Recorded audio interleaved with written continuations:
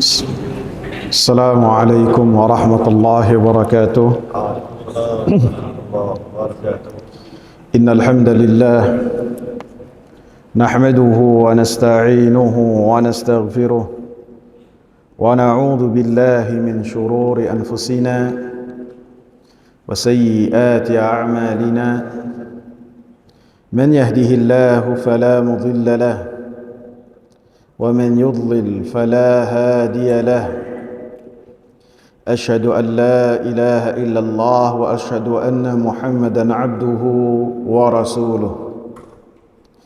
يا أيها الذين آمنوا اتقوا الله حق تقاته ولا تموتن إلا وأنتم مسلمون. يا أيها الناس اتقوا ربكم الذي خلقكم من نفس واحدة وخلق منها زوجها وبث منهما رجالا كثيرا ونساء واتقوا الله الذي تساءلون به والأرحام إن الله كان عليكم رقيبا. يا أيها الذين آمنوا اتقوا الله وقولوا قولا سديدا يصلح لكم أعمالكم ويغفر لكم ذنوبكم ومن يطع الله ورسوله فقد فاز فوزا عظيما. أما بعد فإن خير الحديث كتاب الله وخير الهدى هدى محمد صلى الله عليه وسلم وشر الأمور محدثاتها وكل محدثة بدعة وكل بدعة ضلالة وكل ضلالة في النار. Hadirin jamaah sekalian, kita lanjutkan pembahasan kita yang berkaitan dengan surat Yusuf ayat 108. Qul hadhihi sabili ad'u ila Allah ala basiratin ana wa man ittaba'ani wa subhanallahi wa ma ana minal musyrikin. Katakanlah, ini jalanku,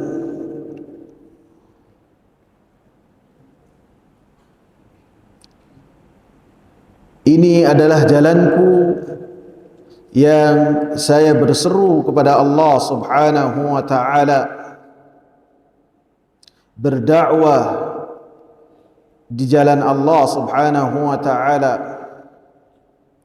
ala basirah, di atas ilmu,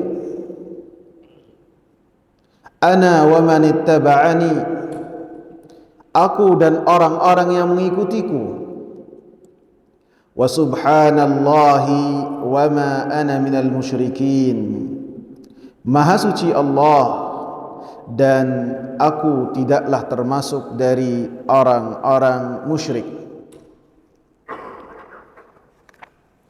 Kita sampai ke dalam pembahasan ala basirah, bahwasanya berdakwah di jalan Allah Subhanahu wa ta'ala, yang itu adalah jalan yang ditempuh oleh Nabi Muhammad sallallahu alaihi wasallam, haruslah ala basirah, haruslah di atas basirah. Basirah adalah ilmu, dan kata sambungnya dalam ilmu ini yang berkaitan dengan berdakwah di jalan Allah Subhanahu wa ta'ala, bukan fi basirah, bukan, akan tetapi ala basirah.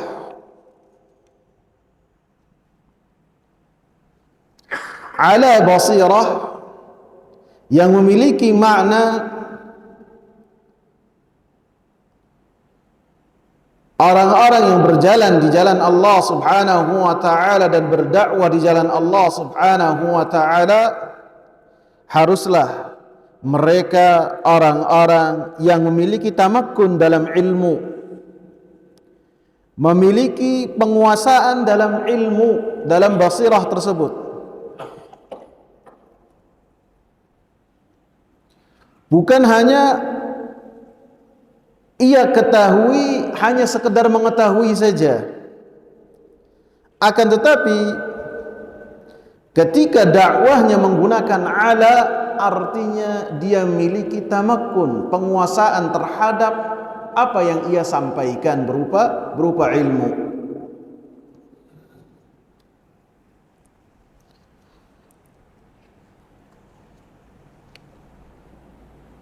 Kemudian Al-Imam Muhammad bin Shalih Al-Utsaimin rahimahullah, beliau mengatakan, ala basirah, yang dimaksud dengan basirah adalah ilmu syar'i. Seperti yang sudah kita sampaikan pada pertemuan sebelumnya, ilmu syar'i ini adalah ilmu tentang tauhid, ilmu yang berkaitan dengan kesyirikan, ilmu yang berkaitan dengan halal dan haram, mana perkara-perkara yang mubah, mana perkara-perkara yang wajib, mana perkara-perkara yang sunnah, mana perkara-perkara yang makruh. Seorang yang berjalan di atas basirah mengetahui itu semua.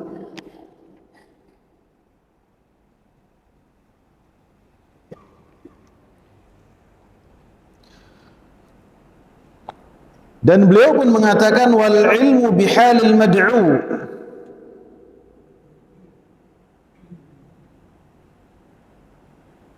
dan termasuk basirah juga adalah mengetahui dengan keadaan orang-orang yang dia berdakwah kepadanya. Sebagaimana dalam hadis yang nanti sudahnya akan kita bahas, ketika Rasulullah sallallahu alaihi wasallam mengutus Mu'adz ke San'a dan Abu Musa al-Ash'ari ke Aden untuk berdakwah di jalan Allah, maka Rasulullah sallallahu alaihi wasallam berkata kepada Mu'adz ibn Jabal yang akan datang ke San'a, innaka sata'ti qauman min ahlil kitab, sesungguhnya engkau akan mendatangi kaum dari ahli kitab.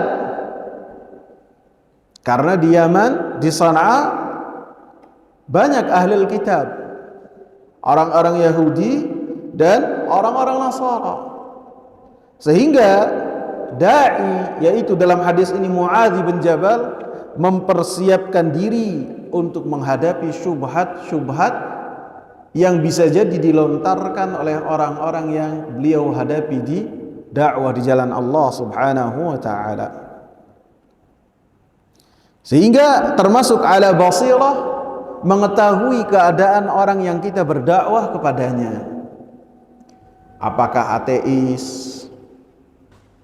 Apakah memiliki kepercayaan-kepercayaan? Ataukah Islam, ataupun Islamnya bagaimana? Harus kita ketahui. Sehingga ketika kita memberikan pelajaran kepada orang-orang yang ada di hadapan kita, sesuai dengan standar yang mereka pahami, sesuai dengan akal yang mereka miliki. Sehingga ketika membahas ayat-ayat Al-Quran, hadis-hadis Nabi sallallahu alaihi wasallam sesuai dengan tahapan mereka. Jangan sampai baru mau masuk Islam, masih kafir, kemudian dibahas tentang perpecahan umat. Baru mau masuk Islam, Baru mau masuk Islam, kemudian disebutkan tentang perpecahan umat. Dalam hadis Nabi ada 73 golongan yang mereka semuanya sudah bersahadat, 72 masuk neraka, 1 masuk surga. Ini baru mau masuk Islam. Akhirnya yang tadinya mau masuk Islam malah wah, kalau kayak gini sih tentrem di agama saya. Disebutkan oleh Al-Imam Al-Albani rahimahullah dalam kitab beliau yang sangat luar biasa sekali, Sifat Salat Nabi, mungkin diterjemahkan ke berbagai bahasa. Sampai ada kenalan saya itu, teman saya, dia mendapatkan kitab tersebut ketika dia lagi kuliah di Amerika. Sifat Salat Nabi diterjemahkan ke bahasa Inggris dan beliau membacanya. Dalam kitab tersebut beliau menyebutkan bahwasanya ada beberapa kota besar di Jepang, mereka mau memeluk Islam. Ini bukan 1 orang, 2 orang. Kota, disebutkan 2 kota.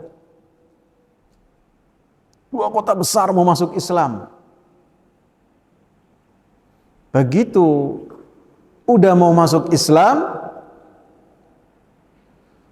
di antara mereka berkirim surat kepada ulama-ulama yang ada di India.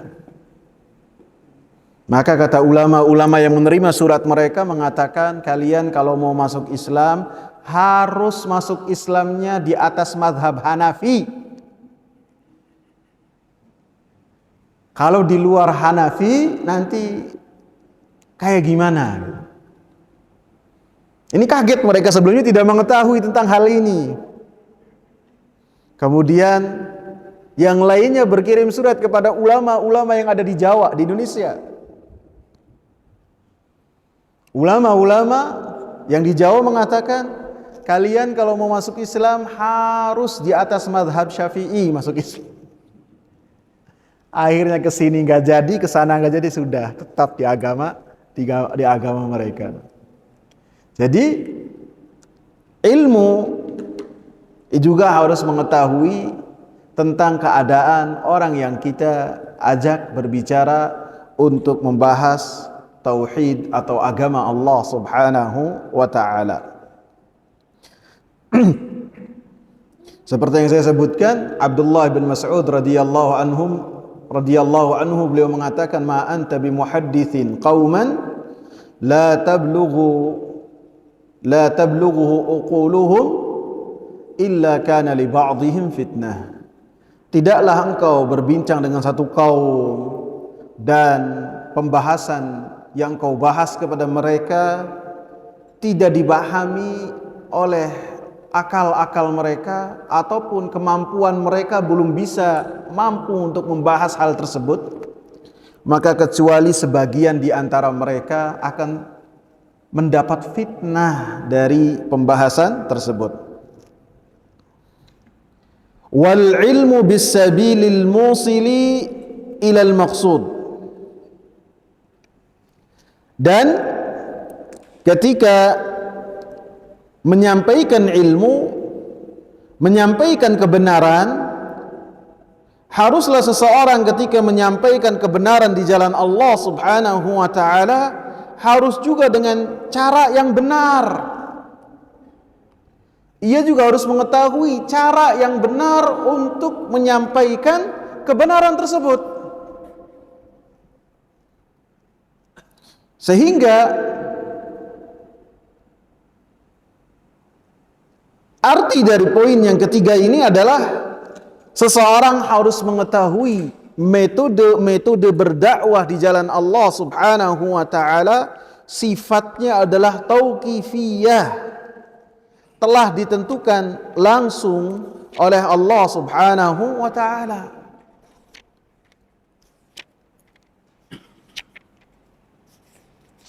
Allah Subhanahu wa taala menyatakan dalam surat An-Nahl ayat 125, Ud'u ila sabili rabbika bil hikmati wal mau'izatil hasanati wajadilhum billati hiya ahsan.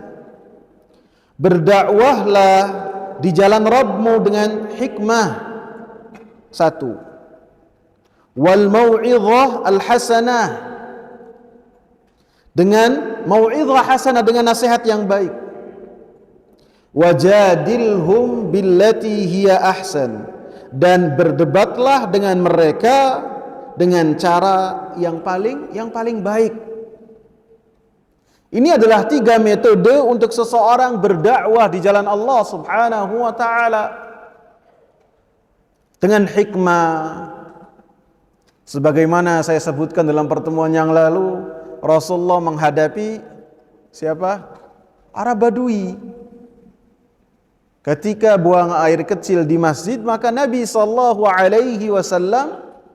menanggapinya dengan hikmah.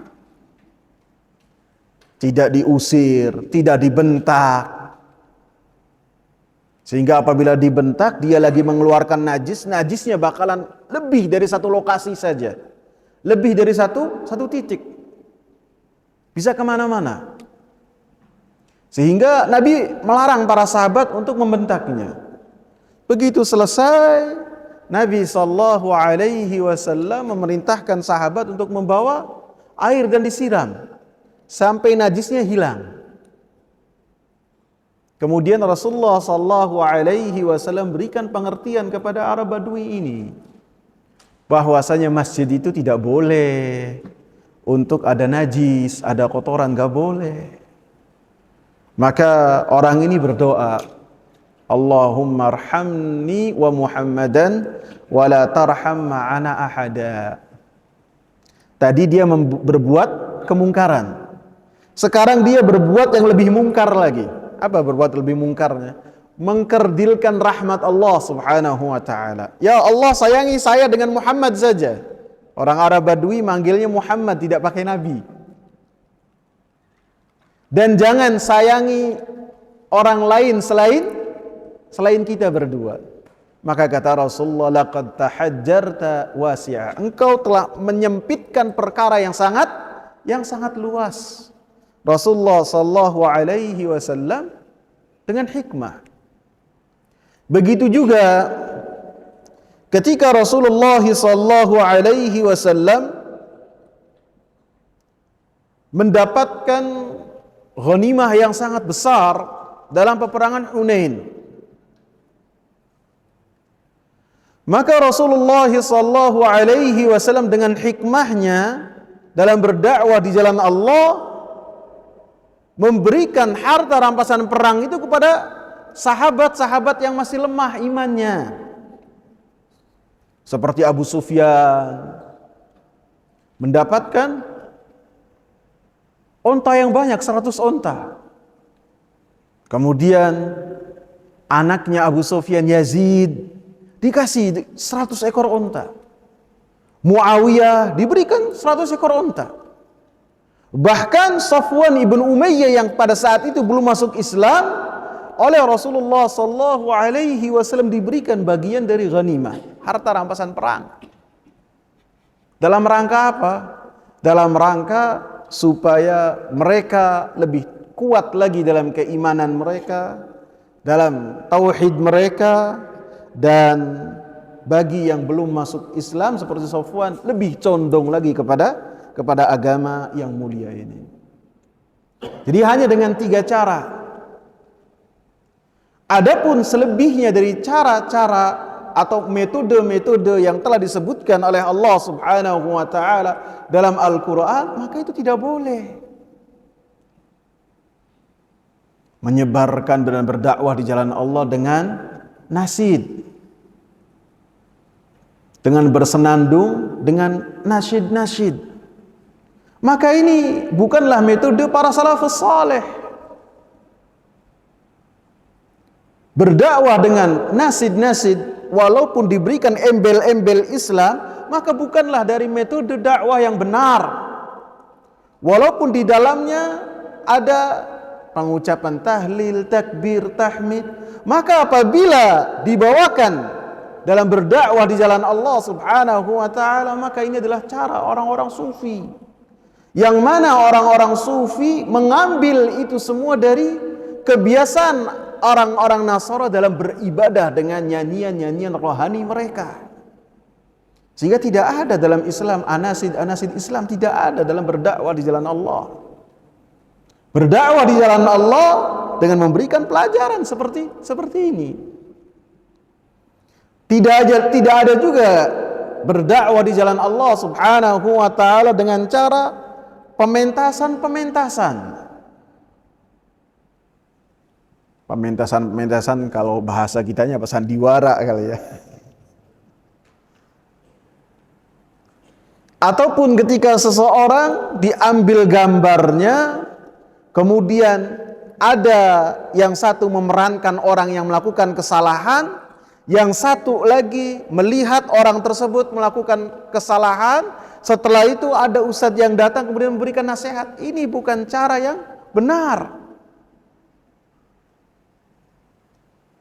Karena ini termasuk masrahiyah, drama-drama yang diambil dari orang-orang Nasara ketika mereka beribadah di dalam tempat ibadah mereka.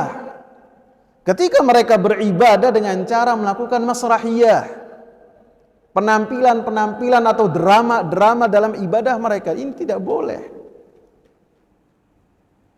Begitu juga bukanlah termasuk berdakwah di jalan Allah Subhanahu wa taala dengan cara berdemo. Ada enggak yang berdemo katanya dakwah? Ada enggak? Ada enggak?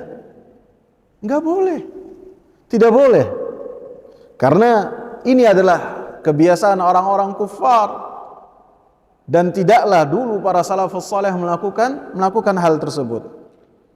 Yang jelas ketika menyampaikan al-haq, yang itu adalah ilmu kebenaran, haruslah dengan cara yang benar pula. Tidak boleh seorang menghalalkan segala cara untuk menyampaikan apa yang ia yakini itu adalah kebenaran, maka ini adalah suatu cara yang batil.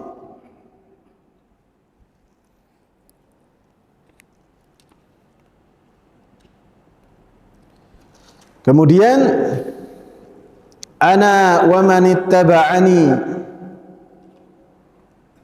dalam potongan ayat sesudahnya, ana wa man ittaba'ani,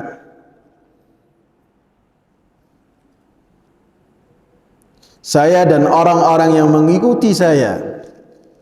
Artinya saya dan orang-orang yang mengikuti saya berdakwah di jalan Allah Subhanahu wa taala, berdakwah tauhid, berdakwah dengan keikhlasan dan ilmu dalam berdakwahnya di atas ilmu.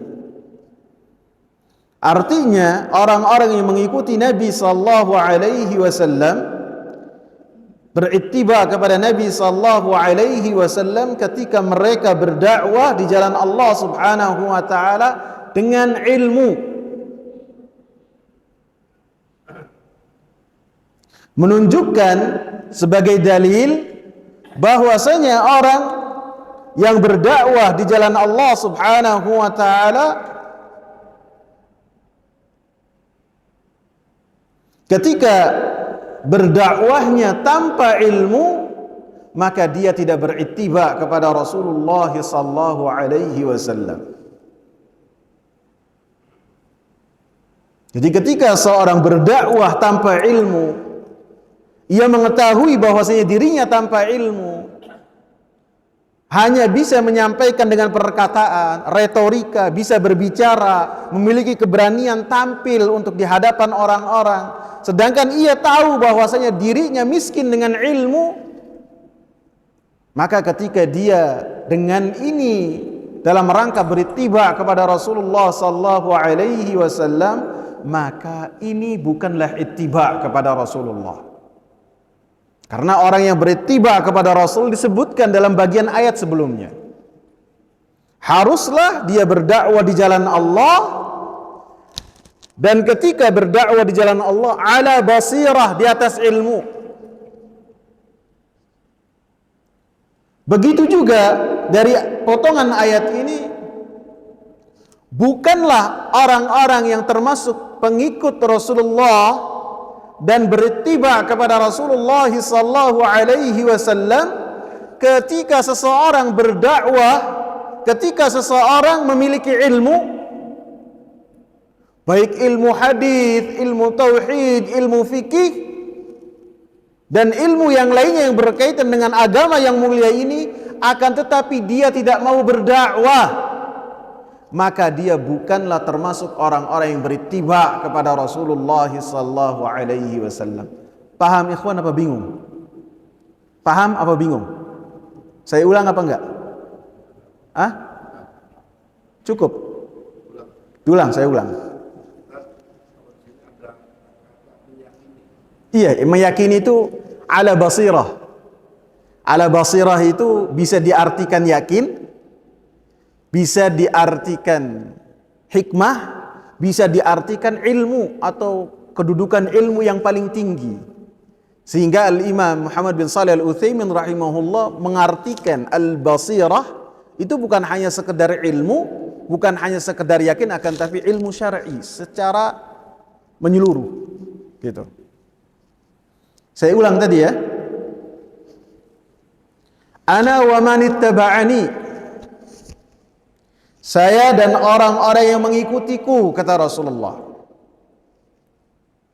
Arti dari potongan ayat ini, orang-orang yang mereka mengikutiku adalah mereka-mereka yang berdakwah di jalan Allah Subhanahu wa taala di atas ilmu. Dan ketika berdakwah di jalan Allah Subhanahu wa taala mereka ikhlas. Dan mereka ketika berdakwah berupaya supaya manusia mengagungkan Allah Subhanahu wa taala. Itu adalah berittiba kepada Rasulullah sallallahu alaihi wasallam. Arti sebaliknya, bukanlah orang-orang yang mengikuti Rasulullah sallallahu alaihi wasallam mereka-mereka yang berdakwah di jalan Allah Subhanahu wa taala walaupun ikhlas, walaupun ketika berdakwahnya kepada tauhid, akan tetapi dakwahnya di atas kejahilan. Dia tidak memiliki ilmu, miskin dari modal dan bekal seorang dai berupa basirah. Maka dia bukanlah pengikut Rasulullah sallallahu alaihi wasallam. Sampai sini paham ikhwan? Makna yang kedua, bukanlah sebagai pengikut Rasulullah sallallahu alaihi wasallam mereka-mereka yang memiliki ilmu, baik seorang faqih, ahli fikih, ahli hadis, ahli sirah nabawi, ataupun cabang-cabang yang lain yang berkaitan dengan ilmu yang telah dibawa oleh Rasulullah sallallahu alaihi wasallam, akan tapi dia tidak berdakwah di jalan Allah Subhanahu wa taala. Ini kebalikan dari yang pertama.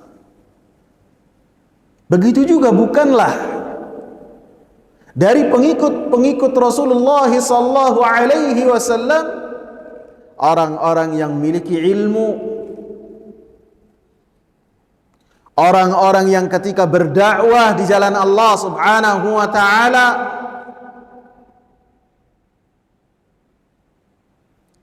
akan tetapi ketika berdakwahnya tidak kepada sabili rabbik, bukan kepada jalan Allah Subhanahu wa taala yang maknanya supaya manusia mengagungkan Allah Subhanahu wa taala. Artinya dia susah apabila manusia tidak mengikuti dirinya. Walaupun jalan dalam mengagungkan Allah Subhanahu wa taala dalam majlis-majlis ilmu sangat banyak.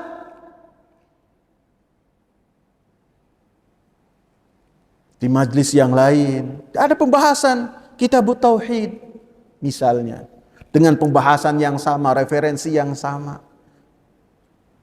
Kemudian saya tidak suka kepada satu orang karena orang ini kalau malam Rebo tidak hadir di Masjid Ali bin Abi Thalib. Padahal pembahasan tentang tauhid banyak di masjid-masjid yang lain. Benar gak ikhwan? Seakan-akan kalau tidak mengambil dari masjid ini, dari apa pematerinya, maka ini tidak disapa kalau ketemu di jalan. Saya tidak suka. Nah, ini tidak boleh. Tidak boleh.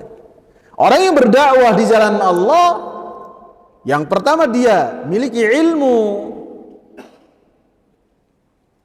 Kemudian dia pun harus berupaya menjadikan manusia mengagungkan Allah Subhanahu wa taala, bukan mengagungkan dirinya, bukan. Makna yang keempat dari ayat ini, orang-orang yang berittiba kepada Rasulullah sallallahu alaihi wasallam, mereka adalah orang-orang yang memiliki ilmu, kemudian ilmu tersebut mereka amalkan dan kemudian mereka dakwahkan di jalan Allah Subhanahu wa taala, kemudian memprioritaskan apa yang telah diprioritaskan oleh para nabi dan para rasul, berdakwahnya kepada tauhid supaya manusia mentauhidkan Allah Subhanahu wa taala. Wa subhanallah, dan maha suci Allah Subhanahu wa taala.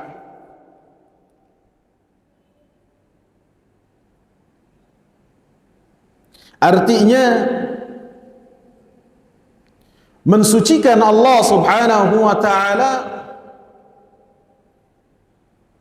dari apa-apa yang tidak layak dengan kebesaran Allah Subhanahu wa taala.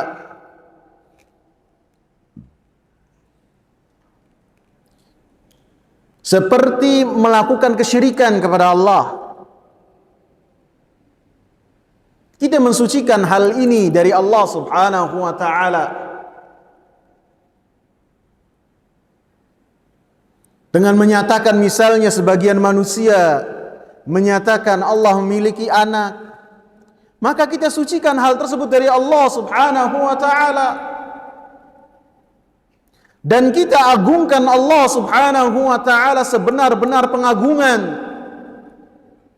dengan memberikan sifat-sifat untuk Allah Subhanahu wa taala dengan sifat-sifat yang telah Allah Subhanahu wa taala tetapkan untuk dirinya. Dan Rasulullah sallallahu alaihi wasallam tetapkan sifat tersebut untuk Allah Subhanahu wa taala yang telah mengutusnya, tanpa menyerupakan sifat-sifat tersebut dengan apapun juga. Itu adalah pengagungan untuk Allah Subhanahu wa taala. Maka ketika seorang melakukan kesyirikan kepada Allah, memalingkan ibadah kepada selain Allah Subhanahu wa taala, maka kita jauhkan Allah Subhanahu wa taala dari apa-apa yang tidak layak untuk Allah Subhanahu wa taala. Yang pertama berupa kesyirikan kepada Allah Subhanahu wa taala. Yang kedua, kita jauhkan wa subhanallah, maha suci Allah, kita menjauhkan dari Allah Subhanahu wa taala, termasuk kita berkata atas nama Allah Subhanahu wa taala dengan kejahilan, dengan tanpa ilmu, dengan mengatakan ini halal, ini haram, sedangkan kita tidak memiliki dalil, sedangkan kita tidak memiliki penjelasan berupa Al-Quran dan sunnah Nabi sallallahu alaihi wasallam. Maka ini bencana. Ini korelasinya sangat erat sekali antara subhanallah dengan ala basirah. Yang berdakwah di jalan Allah Subhanahu wa taala bukanlah orang-orang yang hanya pandai berbicara, bukan orang yang mereka bisa berretorika, bukan orang-orang yang mampu menguasai panggung, bukan. Akan tetapi orang-orang yang mereka memiliki ilmu, Sehingga ketika orang-orang yang tidak memiliki ilmu berbicara atas nama Allah Subhanahu wa ta'ala, maka mereka bukanlah orang-orang yang mengagungkan Allah, maka mereka bukanlah orang-orang yang beritiba kepada Rasulullah sallallahu alaihi wasallam. Sehingga ayat ini pun diakhiri dengan wa subhanallah.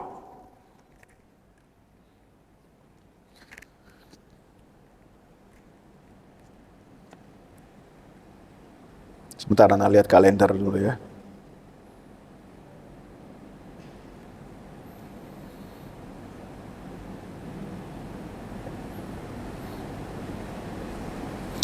Bulan Sabtu kemarin 29, tanggal 22.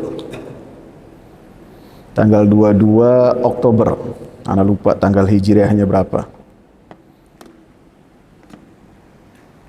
Saya hadir di kajiannya Al-Ustadz Abdul Hakim bin Amir Abdad di Masjid Al-Mubarak Rukud dalam pembahasan beliau mengenai kitab Sahihul Bukhari 2 pekan kemarin.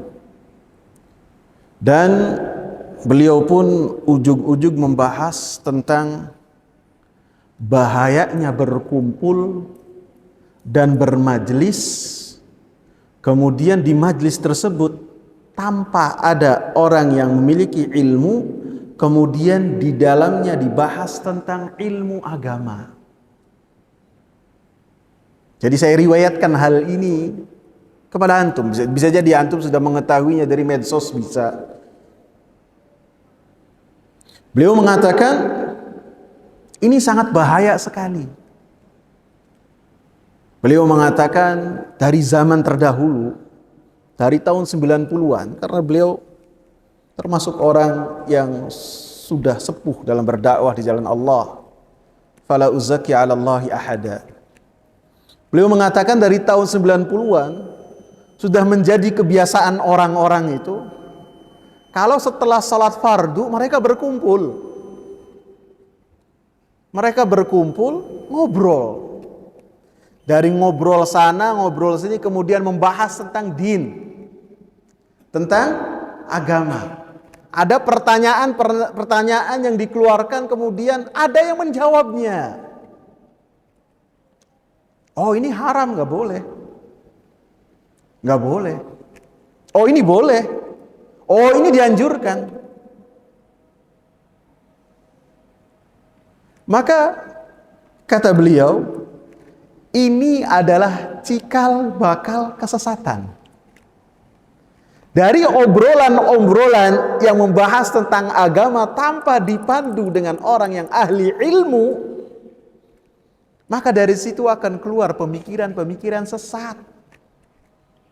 Baik yang ngobrolnya itu hanya kumpul-kumpul di masjid saja, ataupun sudah menjadi komunitas-komunitas yang lainnya kemudian dilabeli dengan Islam, yang diawali dengan hobi-hobi, misalnya memancing Islami, kemudian kumpul semua, ataupun futsal Islami misalnya, kemudian dengan embel-embel Islam kemudian berkumpul dan kemudian membahas tentang agama, mau tidak mau. Yang tadinya tendang-tendang, mancing-mancing, membahas tentang bahasan mancing, kemudian bahas agama. Maka kata beliau, ini adalah awal dari seseorang bisa jauh dari agama yang mulia ini. Seperti inilah kata beliau, munculnya orang-orang seperti Wasil ibn Atha, Ja'ad ibn Dirham, pentolan-pentolan orang-orang sesat, yang mana mereka berbicara tentang agama tanpa ilmu, rajin kesana kemari ngobrol agama, tapi modalnya yang berupa basirah tidak ada, nol besar. Sehingga ketika bertemu dengan orang-orang yang memiliki subhat, maka dia akan terkapar. Bukan terkapar agamanya, bukan terkapar fisiknya, agamanya, akidahnya. Jaham ibn Safwan itu bertemu dengan orang ahli kalam. Bertemu dengan ahli kalam, orang filsafat ini bertanya kepada Jahm ibn Safwan, karena orangnya ngobrol agama terus. Dikatakan tentang Allah. Maka kata ahli kalam ini, apakah Allah itu engkau lihat? Engkau rasakan? Engkau dengar? Engkau ketahui? Maka Jahm ibn Safwan yang kemudian memiliki pengikut, memiliki pemahaman Jahmiyah dalam beragama, dia akhirnya terdiam. Kemudian dia menyendiri 40 malam tidak sholat. Karena apa? Orang jahil. Orang jahil. Menghadapi syubhat, keteteran. Beda dengan ahli ilmu. Al-Imam Nu'man ibn Thabit, atau yang lebih kita kenal dengan Abu Hanifah, ketika ada orang-orang yang demikian datang kepada beliau, dan mereka adalah orang-orang yang tidak percaya akan adanya Allah, maka ini adalah subhat yang sangat mudah sekali untuk dibantah. Beda dengan Jahm, keteteran. Kata Abu Hanifah, esoknya lagi ketika bertemu dengan rombongan itu, mengabarkan, saya dapati ada kapal yang sangat besar. Kapal ini tidak ada ABK-nya, tidak ada nahkoda, tidak ada ABK, tapi mampu berlayar. Dan ketika sampai pelabuhan, mampu memindahkan barang-barang yang ada di kapal tersebut tanpa ada yang memindahkannya. Maka orang-orang tersebut langsung teriak, enggak mungkin, ini dusta. Engkau seorang alim kok berkata demikian. Kapal ini tidak mungkin berlayar kecuali ada nahkodanya. Dan tidak mungkin barang-barang tersebut pindah dari dalam kapal ke pelabuhan kecuali ada yang memindahkannya. Langsung dihantam oleh Al-Imam Nu'man ibn Thabit. Kemudian kau mengira alam yang sedemikian besarnya, yang perbedaan langit dan siang itu silih berganti dengan waktu yang sangat teratur, engkau kira tidak ada yang mengaturnya? Apabila kapal saja tidak mungkin, bagaimana dengan alam semesta ini? Mereka pun semuanya mengucapkan kalimat la ilaha illallah wa Muhammadur Rasulullah. Jadi perkataan subhanallah dalam ayat ini hubungannya erat sekali dengan ala basirah. Maha suci Allah dari orang-orang yang mereka berkata atas nama Allah subhanahu wa ta'ala tanpa ilmu, tanpa didasari dengan Al-Quran dan sunnah Nabi sallallahu alaihi wasallam. Maka ini akan menjadikan orang yang berkata tersebut akan binasa, karena melakukan perkara yang sangat besar dosanya, dan menjadi juga kebinasaan buat orang-orang yang ada di hadapannya. Apabila seorang Al-Imam Malik rahimahullah dalam pertanyaan-pertanyaan yang ditujukan kepada beliau mengatakan, saya tidak tahu, saya tidak tahu, saya tidak tahu. Kok kita terkadang mampu menghandle pertanyaan-pertanyaan tersebut, kita jawab, oh ini nggak boleh, ini boleh, ini nggak boleh. Padahal modal kita dari ala basirah itu jauh sekali.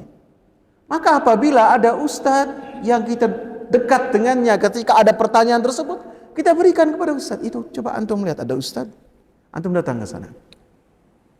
Saya berapa kali kalau ada di majelis yang sayanya itu duduk di majelis tersebut, kemudian ada yang tanya, Ustadz, saya nanya gini. Tanya ke saya. Ana sama antum ini tadi jamaah hadir. Antum datang ke sana. Biasanya kalau di Masjid Al-Mubarak, Al-Ustaz Abdul Hakim hafizahullah selesai kajian langsung dikerubungi. Tuh, antum ikut sana, tanya. Jangan tanya kepada saya, jangan. Maka itulah adab ketika seorang ada ustadz kemudian ditanya, jangan menjawab pertanyaan tersebut. Takutnya termasuk dari wasubhanallah ini.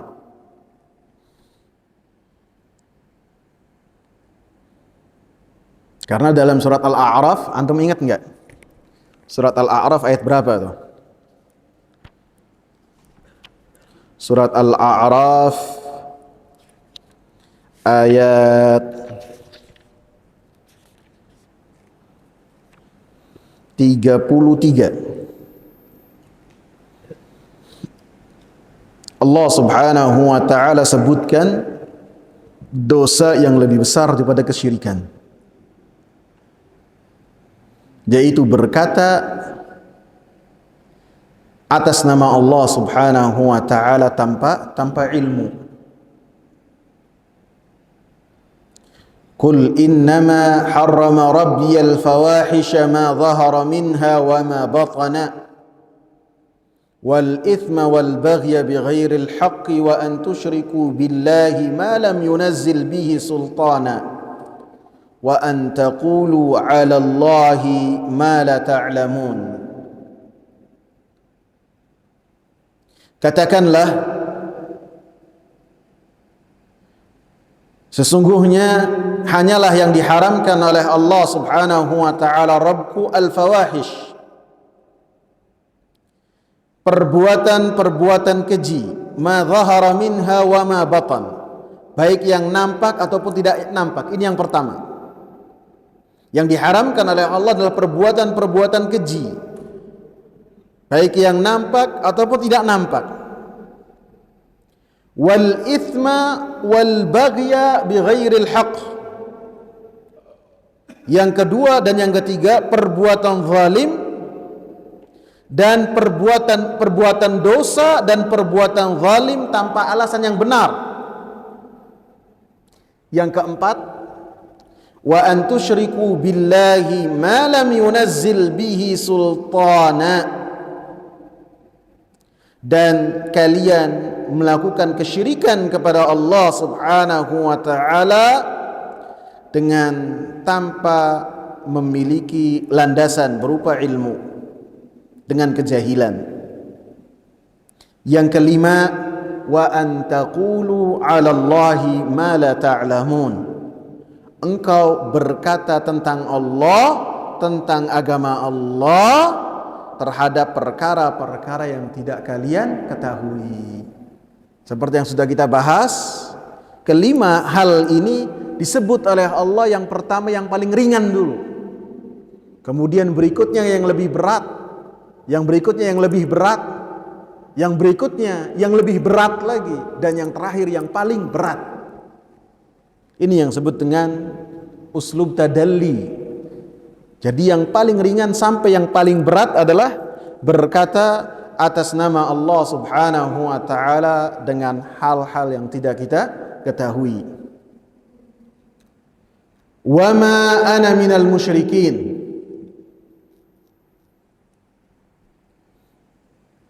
Dan saya tidaklah termasuk dari orang-orang yang melakukan kesyirikan. Ini adalah bagaimana Allah Subhanahu wa taala memerintahkan Rasulnya untuk berlepas diri dari orang-orang musyrikin, sebagaimana berlepas dirinya Nabi Ibrahim alaihi salam dari orang-orang musyrikin. Allah memuji Nabi Ibrahim alaihi salam dalam surat An-Nahl ayat 120, inna Ibrahim kana ummatan qanitan lillahi hanifan wa lam yakun minal musyrikin. Sesungguhnya Ibrahim adalah seorang umat, seorang pemimpin, seorang tauladan, takut kepada Allah, senantiasa di atas tauhid, dan tidaklah termasuk dari orang-orang yang melakukan kesyirikan kepada Allah Subhanahu wa taala. Dan Nabi Muhammad pun diperintahkan oleh Allah untuk berittiba kepada Nabi Ibrahim. Allah memerintahkan Nabi Muhammad untuk berittiba kepada Nabi Ibrahim alaihi salam. Anittabi' millata Ibrahim hanifa. Hendaklah engkau berittiba, mengikuti agamanya Nabi Ibrahim alaihi salam. Termasuk dari agamanya Nabi Ibrahim alaihi salam yang Allah puji Nabi Ibrahim dengannya, berlepas diri dari orang-orang musyrikin. Dalam surat